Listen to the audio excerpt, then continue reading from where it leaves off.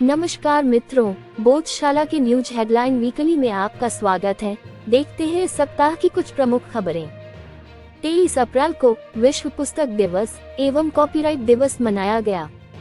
इसे महान नाटककार एवं लेखक शेक्सपियर के 23 अप्रैल को निधन की स्मृति में यूनेस्को द्वारा 1995 में मनाना घोषित किया। वहीं भारत ने 2001 से इस दिन को विश्व पुस्तक दिवस के रूप में मनाना घोषित किया। विश्व बैंक द्वारा लॉजिस्टिक परफॉर्मेंस इंडेक्स 2023 जारी की गई।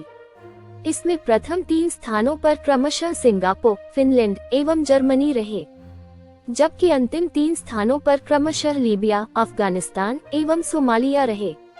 भारत 38वें स्थान पर रहा। ज्ञातव्य है कि 2014 में भारत इस इंडेक्स में 54वें स्थान पर था। स्वीडन आधारित Stockholm International Peace Research Institute SIPRI द्वारा अपनी वार्षिक रिपोर्ट जारी की गई। इसमें दुनिया ने 2022 में रक्षा और हथियारों पर $2.24 ट्रिलियन अर्थात 183 लाख करोड़ रुपए खर्च किए। यह विश्व में मिलिट्री पर अब तक किया गया सबसे बड़ा खर्च है। यहाँ विश्व के 5 देशों का खर्च और उनकी बढ़ोतरी निम्नलिखित है। संयुक्त राज्य अमेरिका 71 लाख करोड़ रुपए 0.7% वृद्धि।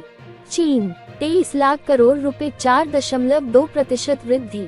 रूस 7 लाख करोड़ रुपए 9.2% वृद्धि। भारत 6 लाख करोड़ रुपए 6% वृद्धि। जापान 3 लाख करोड़ रुपए 5.9% वृद्धि। पाकिस्तान के कराची में जन्मे इस्लामिक स्कॉलर तारिक फतेह का 73 वर्ष की अवस्था में निधन हो गया। वो अपने आप को भारत का बेटा कहते थे और वर्तमान में कनाडा में रह रहे थे। इनकी प्रसिद्ध पुस्तक Chasing a Mirage, The Tragic Illusion of an Islamic State best seller book रही, जबकि द ज्यू इज नॉट माई एनिमी भी काफी लोकप्रिय रही। ब्रिटेन की राजधानी लंदन में ब्रिटेन देश का पहला जगन्नाथ मंदिर बनेगा, जो 2024 तक बनकर तैयार होगा। ओडिया मूल के व्यवसायी विश्वनाथ पटनायक ने इसके लिए 254 करोड़ रुपए दान किए हैं। इसका निर्माण चैरिटी कमीशन इन इंग्लैंड में पंजीकृत श्री जगन्नाथ सोसाइटी करवाएगी। ज्ञातव्य है कि विश्वनाथ पटनायक फिन्नेस्ट ग्रुप के संस्थापक हैं। यहाँ यह भी उल्लेखनीय है कि इस वर्ष विश्वनाथ पटनायक और इस ग्रुप के मैनेजिंग डायरेक्टर अरुण कार ने फोर्ब्स इंटरनेशनल मैगजीन ब्रांड के कवर पेज पर जगह बनाई थी। यूएई के शासक शेख मोहम्मद बिन राशिद अल मक्तूम द्वारा 1 बिलियन मील्स एंडाउमेंट अभियान शुरू किया। इसका उद्देश्य संधारणीय दान का विकास कर भुखमरी को समाप्त कर संयुक्त राष्ट्र संघ के संधारणीय विकास लक्ष्य को प्राप्त करना है। आज 28 अप्रैल 2023 को शंघाई सहयोग संगठन SCO के रक्षा मंत्रियों की बैठक नई दिल्ली, भारत में होगी। इसकी अध्यक्षता भारतीय रक्षा मंत्री राजनाथ सिंह करेंगे। ज्ञातव्य है कि वर्ष 2023 में SCO की अध्यक्षता भारत कर रहा है। इस संगठन की स्थापना 2001 में हुई। इसका मुख्यालय चीन के बीजिंग में स्थित है।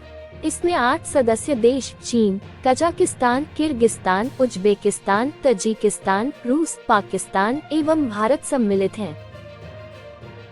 हाल ही में हसन अब्बास द्वारा लिखी गई किताब द रिटर्न ऑफ तालिबान चर्चा में रही। इसमें बताया गया है कि पाकिस्तान से पूछकर तालिबान ने भारत से बात की थी। इसमें पाकिस्तान के पूर्व आर्मी जनरल कमर जावेद बाजवा अफगानिस्तान को भारत से आर्थिक मदद दिलाना चाहते थे, जबकि तालिबान अपनी अंतर्राष्ट्रीय स्वीकार्यता के लिए दक्षिण एशिया की सबसे बड़ी अर्थव्यवस्था भारत से रिश्ते बनाना चाहता था। दक्षिण कोरिया के राष्ट्रपति यून सुक यूल अपनी राजकीय यात्रा पर अमेरिका गए। यहाँ दोनों देशों के मध्य वाशिंगटन डिक्लेरेशन नामक समझौता हुआ।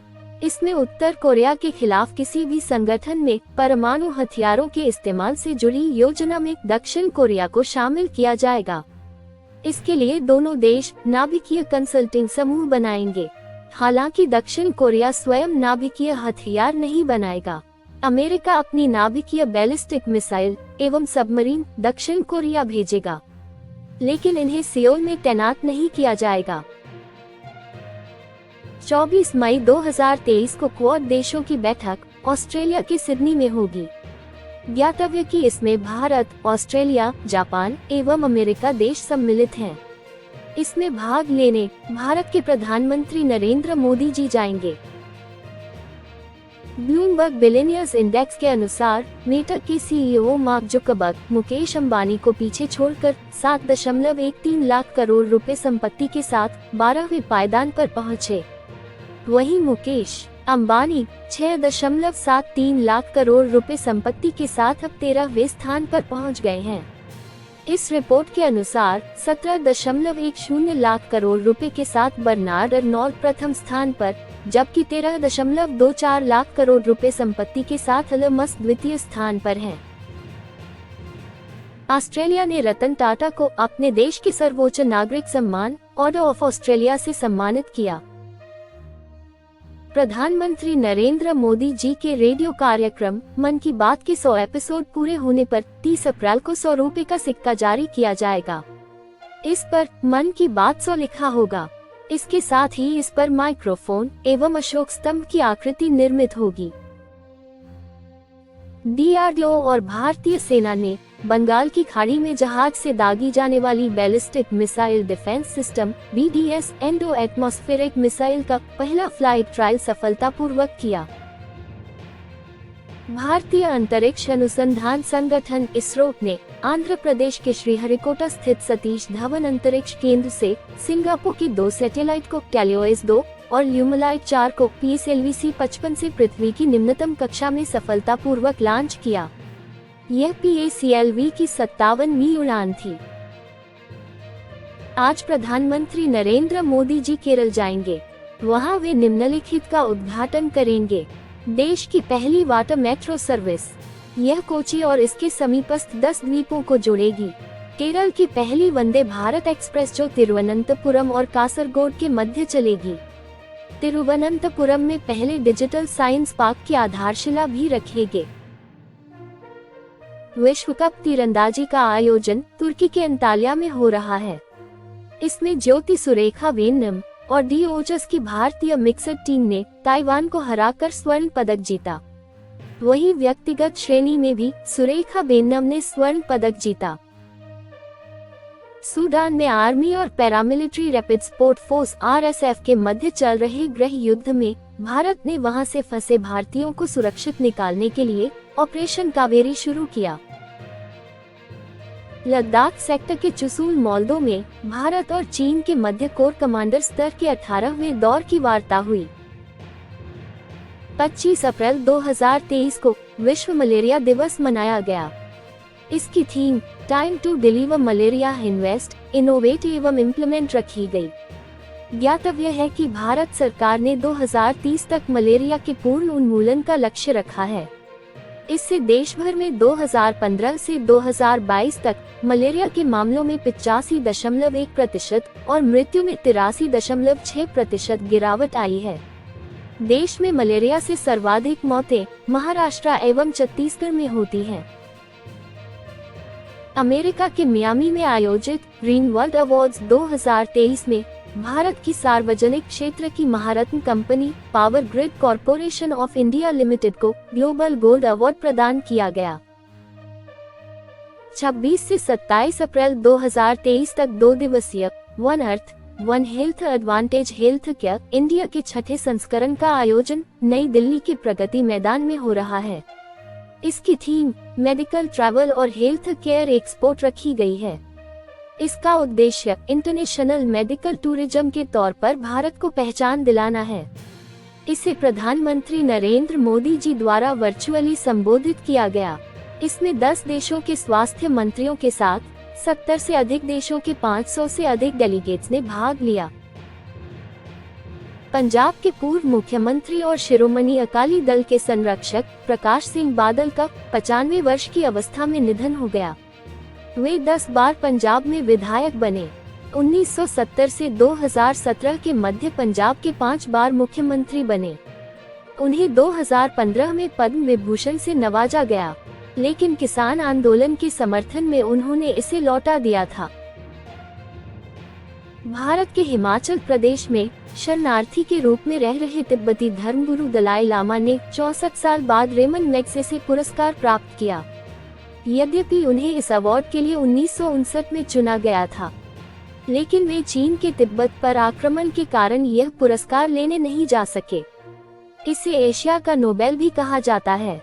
इसकी स्थापना 1957 में फिलीपींस के राष्ट्रपति की याद में की गई। यह 6 विभिन्न श्रेणियों में दिया जाता है। 2021 तक इसे 344 लोगों को दिया जा चुका है, जिसमें 56 भारतीय सम्मिलित हैं।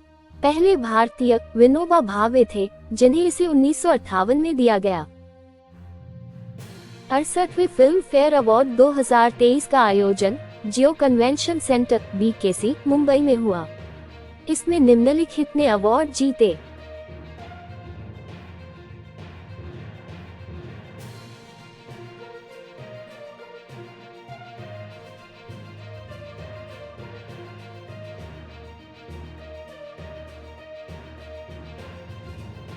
उल्लेखनीय है कि फिल्म फेयर अवार्ड की शुरुआत 1954 में हुई, जिसमें 2 बीघा जमीन को सर्वप्रथम इस अवार्ड से नवाजा गया। अब तक दिए गए अवार्ड में सबसे ज्यादा अवार्ड रणवीर कपूर अभिनय गली बॉय 13, सबसे ज्यादा नॉमिनेशन आमिर खान अभिनय रंग दे बसंती, सबसे ज्यादा अवार्ड गुलजार 21 लेखक और डायरेक्टर। प्रधानमंत्री नरेंद्र मोदी जी द्वारा 28 अप्रैल 2023 को देश में रेडियो कनेक्टिविटी बढ़ाने के लिए 100 वॉट क्षमता के 91 FM रेडियो स्टेशनों का उद्घाटन किया। 18 राज्यों तथा 2 केंद्र शासित प्रदेशों के 84 जिलों में FM रेडियो स्टेशनों का उद्घाटन वर्चुअली किया गया। ज्ञातव्य है कि लेह के न्योमा गांव में दुनिया का सबसे ऊंचा 4100 मीटर ट्रांसमीटर लगा। असम के विद्रोही समूह Dimasa national liberation army DNLA ने सरकार के साथ शांति समझौते पर हस्ताक्षर किए। अब केंद्र तथा राज्य सरकार दिमासा आदिवासी क्षेत्रों के विकास हेतु 500 करोड़ रुपए देगी। राजस्थान के कोटा की दीपिका मिश्रा, जो कि भारतीय वायुसेना में विंग कमांडर है, उनके अदम्य साहस के लिए भारतीय वायुसेना के प्रमुख एयर मार्शल BR चौधरी ने उन्हें वीरता पुरस्कार दिया। ज्ञातव्य है कि यह पुरस्कार पाने वाली वह वायुसेना की पहली महिला अफसर हैं। राजस्थान सरकार द्वारा 10 नई नगर पालिकाएं, 3 क्रमोन्नत नगर पालिकाएं एवं 1 सीकर जिले की फतेहपुर द्वितीय श्रेणी की नगर पालिका को नगर परिषद बनाए जाने सहित 14 नगरीय निकायों के लिए नोटिफिकेशन प्रकाशित करवाया। झुंझुनू जिले में मंडरेला प्रदेश का एकमात्र ऐसा कस्बा है जो 1976 में नगर पालिका बना, लेकिन 1984 में इसे पुनः ग्राम पंचायत बना दिया गया। यह अभी भी ग्राम पंचायत है। उल्लेखनीय है कि यह नगर पालिका हेतु सभी मापदंडों को पूरा करता है। केंद्र सरकार की food safety standard authority of India FSSAI की ओर से देश के 260 जिलों में किए गए ईट राइट चैलेंज 2 की रैंकिंग में प्रदेश का अजमेर जिला 27वीं रैंक के साथ प्रदेश में बेस्ट रहा। ज्ञातव्य है कि राजस्थान से इसमें अजमेर, जयपुर प्रथम, भरतपुर, कोटा, उदयपुर, बीकानेर, जयपुर द्वितीय एवं जोधपुर जिले सम्मिलित थे। मुख्यमंत्री अशोक गहलोत जी ने पुलिस विभाग में 500 मोबाइल यूनिट के गठन के प्रस्ताव को मंजूरी दी। इन्हें अभय कमांड सेंटर 100 या 112 से जोड़ा जाएगा। इसमें प्रत्येक यूनिट में 1 हेड कांस्टेबल एवं 1 कांस्टेबल होंगे। इसमें लगभग 60 करोड़ रुपए खर्च होंगे। ज्ञातव्य है कि इनकी घोषणा बजट 2023-2024 में की गई थी।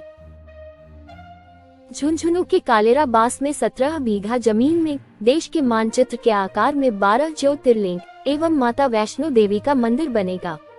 इसके लिए 28 मई को भूमि पूजन संतों के कर कमलों से होगा। ज्ञातव्य कि देश में 12 ज्योतिर्लिंग हैं, जो कि विभिन्न स्थानों पर स्थित हैं, जो निम्नलिखित हैं। गुजरात में नागेश्वर धाम एवं सोमनाथ धाम, महाराष्ट्र में त्रयंबकेश्वर, भीमाशंकर और कृष्णेश्वर, तमिलनाडु में रामेश्वरम, आंध्र प्रदेश में मल्लिकार्जुन, झारखंड में वैद्यनाथ मंदिर, मध्य प्रदेश में ओमकारेश्वर एवं महाकालेश्वर, उत्तर प्रदेश में काशी विश्वनाथ, उत्तराखंड में केदारनाथ। 22 अप्रैल को विश्व पृथ्वी दिवस पर वन मंत्री हेमाराम चौधरी ने जोधपुर में फलोदी के खींचन, बारा के सोरसेन एवं भीलवाड़ा के हमीरगढ़ को कंजर्वेशन रिजर्व बनाए जाने की घोषणा की। इससे प्रदेश में खींचन पहला कुरजा कंजर्वेशन रिजर्व क्षेत्र बन गया है। राज्य में 23 जून से 29 अगस्त 2023 तक 68 दिन ग्रामीण एवं शहरी ओलंपिक खेलों का आयोजन होगा। इसके लिए खेल राज्य मंत्री अशोक चांदना ने रजिस्ट्रेशन पोर्टल लॉन्च किया। इसमें किसी भी उम्र का व्यक्ति भाग ले सकता है। केंद्रीय स्वास्थ्य मंत्रालय एवं आवासन व शहरी विकास मंत्रालय के सहयोग से देश भर में सही खाओ अभियान चलाया जा रहा है। इसमें शुद्ध एवं स्वच्छ पारंपरिक खानपान उपलब्ध कराने हेतु देश के 100 जिलों में क्लीन फूड स्ट्रीट बनाई जाएंगी। इसके लिए प्रत्येक जिले को 1 करोड़ रुपए की वित्तीय राशि दी जाएगी। राजस्थान के इसमें 4 जिले क्रमशः जयपुर, अजमेर, जोधपुर एवं उदयपुर सम्मिलित हैं। उत्तर पश्चिम रेलवे के गांधीनगर रेलवे स्टेशन को food safety standard authority of India (FSSAI) का ईट राइट स्टेशन का दर्जा मिला। ज्ञातव्य है कि जयपुर, अजमेर एवं अलवर के स्टेशन के बाद गांधीनगर उत्तर पश्चिम रेलवे का चौथा स्टेशन है। जयपुर स्थित जवाहर कला केंद्र में 28 अप्रैल से 7 मई 2023 तक राष्ट्रीय सहकार मसाला मेला 2023 का आयोजन होगा। जयपुर की प्रीति डागा को प्रौद्योगिकी क्षेत्र में सकारात्मक बदलाव लाने के लिए दिल्ली में आयोजित एक कार्यक्रम में आइकॉन्स ऑफ एशिया पुरस्कार प्रदान किया गया। National real estate development council की ओर से गुरुग्राम में आयोजित राष्ट्रीय स्तर के कार्यक्रम में राजस्थान आवासन मंडल (RHB) को रियल एस्टेट कॉन्क्लेव अवार्ड प्रदान किया गया। ज्ञातव्य है कि राजस्थान हाउसिंग बोर्ड की स्थापना 24 फरवरी 1970 को की गई थी। एक दिन में देश में सर्वाधिक 19 नए जिले की घोषणा का रिकॉर्ड बनाने के बाद अब एक वर्ष में प्रदेश के द्वारा 39 नगरीय निकायों के गठन का रिकॉर्ड राजस्थान के नाम हो गया। ज्ञातव्य है कि मई 2022 तक 213 नगरीय निकाय थे, जो अब बढ़कर 252 हो गए। राजस्थान में 3 IPS अफसर पदोन्नत होकर DG बने। अब राज्य में DG स्तर के 10 अधिकारी हैं, जो निम्नलिखित हैं: Umesh Mishra DGP, Bhupendra Dutt DG jail, UR Sahu DG home guard, Rajeev Sharma DJRPA, Ravi Prakash DG cyber crime, Janga Srinivas DG police training, Neena Singh CISF में सेंट्रल डेपुटेशन पर, DC जैन CBI में सेंट्रल डेपुटेशन पर। अन्य 2 पोन्नू शाही एवं सौरभ श्रीवास्तव हैं। हाल ही में केंद्र सरकार द्वारा BSc नर्सिंग के देश भर में 157 नए कॉलेजों की घोषणा की गई थी। इसके तहत राज्य में 23 सरकारी BSc नर्सिंग कॉलेज खुलेंगे। इसके तहत देश में सर्वाधिक 27 BSc nursing college Uttar Pradesh में खुलेंगे। धन्यवाद।